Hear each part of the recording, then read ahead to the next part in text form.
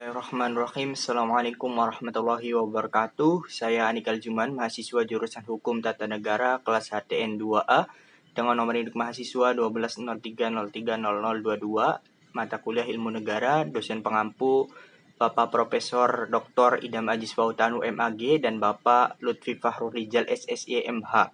Ujian tengah semester mereview materi kuliah dari yang kedua sampai yang ketujuh. Pertemuan kedua ini mengenai konsep dasar ilmu negara menurut Bapak Ilmu Negara George Jelinek dalam bukunya yang berjudul Allgemeine Staatslehre mengungkapkan bahwa ilmu negara mempunyai sistematika berikut.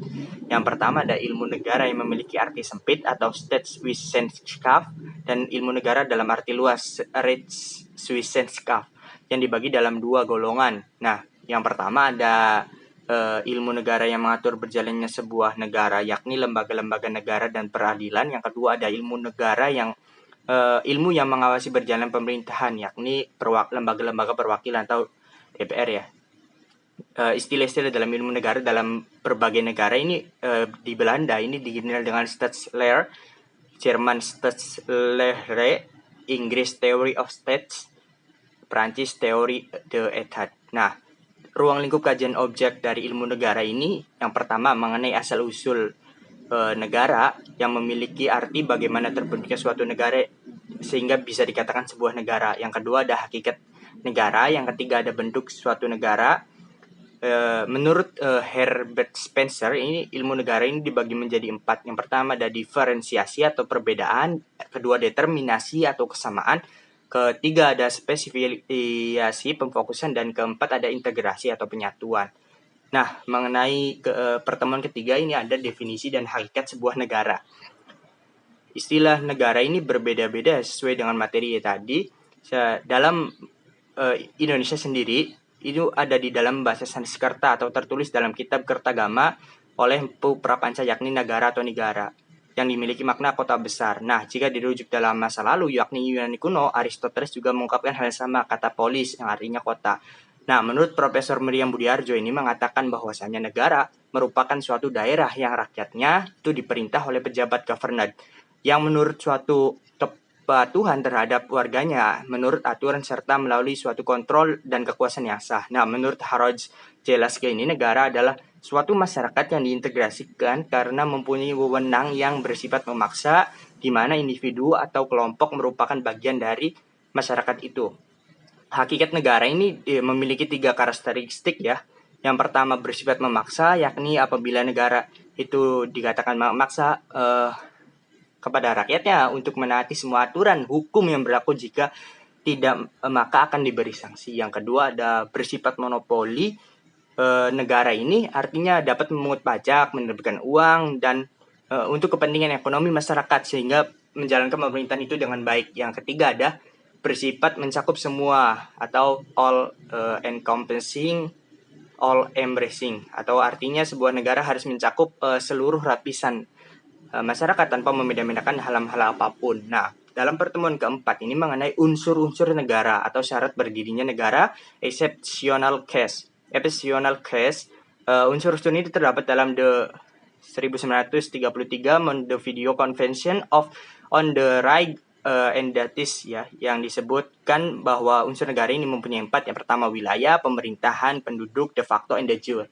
Yang pertama wilayah. Wilayah ini merupakan suatu tempat menjalankan sebuah proses aktivitas di dalam berbangsa dan bernegara yang dilakukan oleh warga negara dengan ketentuan yang berlaku sesuai konstitusinya. Yang kedua ada pemerintahan yang efektif. Lembaga-lembaga politik, administratif, eksekutif sesungguhnya benar dalam menjalankan menjalankan tugasnya di wilayahnya dan diakui oleh penduduknya. Yang ketiga ada penduduk ya. Merupakan penduduk suatu wilayah yang menetap dengan adanya tempat tinggal, rumah yang dijadikan sebuah lingkungan untuk tempat beraktivitas penduduk tersebut. Ya, yang keempat ada de facto and de jure. Nah, de facto ini dibagi ke dalam mengarah ke dalam de facto yang artinya mengarah kepada praktik atau kenyataan. De facto ini memiliki 2 sifat tetap dan sifat sementara. Nah, sifat tetap ini berarti melihat perkembangan suatu negara dengan menjalin hubungan baik dengan kedua negara. Nah, apabila negara ini hancur, maka pengakuan masih tetap ada. Sebaliknya, apabila negara tersebut hancur, maka akan dicabut pengakuannya. Nah, itu dinamakan sementara, dan de jure ini berarti mengarah kepada hal-hal yang bersifat hukum dan pemerintahan. De jure memiliki dua sifat, yakni penuh dan tetap. Penuh berarti tidak berarti dapat terjadinya hubungan diplomatik antara kedua negara. Tetap berarti hubungan kedua negara bersifat mengikat tanpa batas waktu. Nah, dalam pertemuan kelima ini mengenai teori negara satu.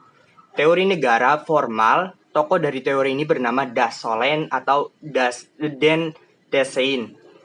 Teori ini melihat suatu negara sebagai lembaga yang formal dengan melihat sudut pandang normatif dan yuridisnya. Artinya pengajian suatu negara ini berdasarkan kepada konstitusi dan aturan yang berlaku, yang di dalamnya terdapat suatu struktur kelembagaan yang terpola secara formal. Yang kedua, ada teori negara kapitalis klasik. Nah, tokoh yang berpandangan ini Adam Smith. Teori ini merupakan pertentangan dari suatu pengatur masyarakat oleh tangan yang tidak tampak atau the invisible hand, mengenai pandangan sistem demokrasi yang mengenai suatu negara penjaga malam atau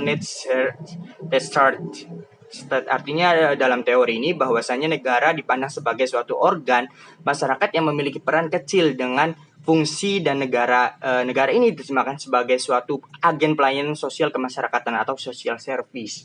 Itu teori negara kapitalis klasik. Yang ketiga ada teori negara Marxis klasik. Nah, tokoh ini adalah Karl Marx. Ya, teori ini berpandangan sebagai suatu badan yang tidak mandiri dan tidak memiliki suatu kepentingan sendiri. Terjadinya demikian karena negara ini melayani kepentingan kaum borjuis atau orang yang memiliki modal, merupakan suatu yang dominan dalam pengaturan sebuah negara dengan kaum proletar, sehingga dianggap negara hanya berfungsi untuk kepentingan kaum borjuis dan menindas kaum proletar. Yang keempat ada teori negara Bonapartis. Nah, teori ini adalah Louis Bonaparte, tokohnya, dan menceritakan mengenai suatu negara tidak hanya dipandang sebagai alat yang berkuasa dan tak hanya sekedar mengelola kepentingan kaum borjuis saja. Menurutnya, negara berpandangan untuk mempunyai suatu kemandirian yang relatif untuk mempertahankan sistem kapitalisme, sehingga pada akhirnya teori ini menjelaskan bahwasanya negara tidak menjadi untuk alat pribadi untuk satu golongan kaum borjuis, tapi Bonapartis ini mengatakan munculnya teori ini berdasarkan suatu keadaan di mana kelas borjuis sudah dikalahkan dengan kelas buruh, atau kelas buruh telah memenangkannya. Nah, dalam pertemuan ke-6 ini mengenai teori negara bagian 2. Yang pertama ada teori negara pluralis. Artinya berpandangan bahwa sebuah negara ini menjadi suatu alat yang netral dari berbagai aktor sosial dan politik yang menguasai atau mempengaruhi suatu negara. Artinya tidaklah mungkin hanya satu kelompok sosial saja yang menguasai negara. Berdasarkan teori ini bahwasanya negara mencerminkan sikap pluralisme atau beragam dengan masyarakat yang heterogen, maka kebijakan yang dikeluarkan itu harus melalui dengan kepentingan bersama-sama. Nah, kedua ada teori negara korporatis ya. Ini tokohnya Kevin Passmore. Mengenai teori negara ini, gagasan korporatis ataupun secara sederhana diartikan dengan suatu proses dalam pengambilan suatu keputusan atau suatu kebijakan yang dilakukan oleh suatu lembaga badan yang telah terorganisir. Nah, Passmore ini mengatakan bahwasanya korporatif menjadi suatu motif politik dalam menciptakan suatu proses politik yang terorganisir. Artinya suatu asosiasi perserikatan untuk mengikat suatu masyarakat yang tergabung di dalamnya untuk patuh terhadap negara. Yang ketiga ada teori negara strukturalis ya. Teori negara ini berpandangan bahwasanya negara ini memiliki suatu kemandirian secara relatif yang disebut otonomi relatif negara. Sifat relatif ini ada karena terjadi perubahan-perubahan sosial yang ada dalam masyarakat dan bukan negara yang membuatnya berubah. Artinya kemandirian suatu negara tidak merupakan suatu inisiatif dari negara, melainkan dari konfigurasi struktural masyarakatnya. Yang keempat ada teori negara organis.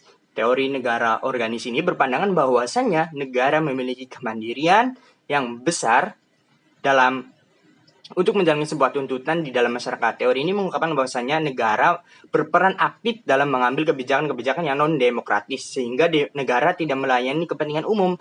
Maka terjadi suatu sistem totalitarisme, yaitu sebagai suatu keadaan yang terjadi karena keadaan di mana akhirnya elit negara berlomba-lomba dalam mendapatkan kedudukan dan memiliki ambisi untuk mendapatkan kekayaan secara pribadi. dalam pertemuan ke-7 ini membahas mengenai asal mula negara. Asal mula negara yang pertama yakni ada dari Yunani kuno pada abad 4 sampai 8 sebelum Masehi. Nah, masyarakat Yunani ini dianggap sebagai suatu peradaban ya yang lebih modern daripada sebelumnya, karena pada masa ini kejayaan masyarakat Yunani kuno ini telah memiliki polis-polis atau kota-kota yang melatar belakangi terbentuknya sebuah negara. Nah, pemikiran tentang adanya negara dan hukum ini dalam pandangan filsuf-filsuf Yunani, diantaranya Socrates, ini menurutnya negara terbentuk karena dengan adanya suatu hakikat manusia itu sendiri. Oleh karena itu, negara dibentuk dengan memperhatikan kepentingan banyak orang yang menegakkan hukum yang objektif. Nah, sedangkan menurut Plato ini berpendapat bahwasanya lahirnya sebuah negara itu dilandasi atas dasar alamiah mengenai kesadaran diri manusia itu sendiri untuk memenuhi segala kebutuhannya sehari-hari. Nah, menurut Aristoteles berpendapat bahwasanya negara terbentuk karena dari gabungan keluarga-keluarga yang kemudian menjalin ikatan kesatuan berbentuk desa dan kemudian menjalin sebuah negara. Nah, dalam yang kedua ada berdasarkan Romawi kuno ya. Ada tokohnya Lucretius, menurutnya secara naluri manusia perlu untuk mempertahankan dirinya dari segala sesuatu yang akan menghancurkan hidupnya. Artinya, oleh karenanya ini sebisa mungkin manusia ini akan menciptakan kebutuhan sandang dan pangannya untuk menjaga kelangsungan hidupnya sendiri. Nah, sementara Polybius ini menurutnya awal mula sebuah negara itu dilaksanakan oleh raja-raja dan diwariskan oleh keturunannya yang disebut dengan negara monarki. Nah, Cicero ini berpendapat bahwasanya lahirnya sebuah negara berdasarkan dorongan untuk saling menciptakan suatu keteraturan dan ketertiban bersama dalam menjalankan suatu kehidupan. Nah, yang ketiga ada abad pertengahan. Nah, ada masa pra-Renaissance. Nah, ini artinya pola pikir masyarakat ini di zaman ini terbentuk bebas dan cenderung masyarakatnya ini berpendapat bahwasanya orang yang diberi kuasa itu atas kuasa Tuhan. Nah, atau kekuasaan raja ini berasal dari Tuhan. Nah, sedangkan masa pasca Renaissance ini mulai muncul gagasan-gagasan mengenai negara dan mulai berkembang tokoh-tokoh pada masa itu, diantaranya Hugo Gratius, Francisco Suarez yang menyatakan bahwa telah terjadi pemisahan antara gereja dan negara. Jadi kekuasaan itu bukan berasal dari Tuhan, melainkan oleh kehendak dari rakyatnya. Yang keempat ada masa Afklarung atau rasionalisme. Nah, menurut John Locke ini mengatakan bahwasanya awal mula terbentuknya pemerintahan negara melalui suatu perjanjian antara masyarakat dengan raja dan mulailah terjadi pemisahan kekuasaan. Nah, Montesquieu ini berawal dari pemikiran John Locke tadi membedakan pemisahan kekuasaan yakni eksekutif, legislatif, dan yudikatif. Nah, tokoh selanjutnya yakni Jacques berpendapat bahwasanya timbulnya negara ini merupakan terjadi suatu perjanjian sosial masyarakat bukan atas kehendak alam atau Tuhan. Nah, Immanuel Kant ini berpendapat bahwasanya dia menginginkan terbentuknya negara hukum yang bertujuan untuk menjalin suatu keamanan dan ketertiban yang ada dalam masyarakat negara tersebut. Mungkin itu saja yang dapat saya sampaikan. Apabila terdapat kesalahan ataupun kekurangan, saya mohon maaf dan mohon bimbingannya untuk kedepannya memperbaiki secara baik itu melalui tutur kata maupun penyampaian saya dan penyusunan materi saya. Apabila salah, saya mohon bimbingannya, Pak. Wassalamualaikum warahmatullahi wabarakatuh.